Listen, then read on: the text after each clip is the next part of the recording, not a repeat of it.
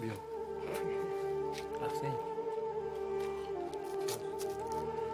بگذرم چون از جهان یادم کنید، در کجای گفته فریادم کنید. بعدی مردن تا نگردم به نشان، ذکری خیر دوستان شادم کنید. گر خطایی رفت از من منظرت، آن خطا بخشید و آزادم کنید. یاران و برادران مرا یاد کنید، تابوتی مرا زی چوبی شمشاد کنید. تابوتی مرا قدم قدم بردارید، در خاک سیاه مانید و فریاد کنید. از درخت افتد برگ زیری پا شود، حیفی عمری آدمین تا می رود کم می شود. حیفی عمری آدمین اول بهار آخر خزان، حیفکی نامی عزیزم از جهان گم می شود.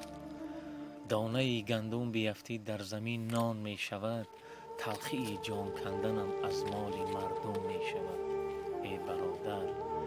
ای برادر تو بیا از مال مردم توبه کن، که مال مردم در قیامت مار و کژدم می شود. حقی مردم خور هرگز تو مشو، جاهل و بیار هرگز تو مشو. آب در شیرت نکن بحری فروش، که از مزارت نعره ها آید به گوش. ای خواجه بدی نکن که عمر در گذر است، یک عصر چوبینی عمر آن یک نظر است. گر عیش و طرب کنی و غافل باشی، هوش دار که به قبر بالینت تر است. در عالم بی وفا کسی میر نشد، از مردن آدمین زمین سیر نشد. کس نیست سخن برد بر استاد اجل، مردن که حق است ولی جهان پیر نشد.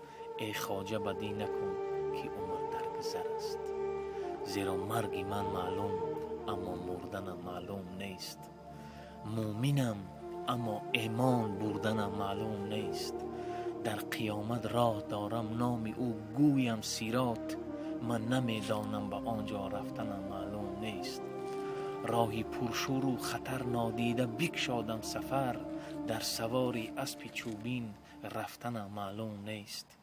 در درونی گوری تاریک هست آنجا لحد، یا به مینت یا به راحت خفتنم معلوم نیست. گر خدا را بنده ای یک روز آخر رونده ای، به نماز و به روزه در قیامت تو شرمنده ای. سلامت باشه و همه مردم تاجیکستان سلام.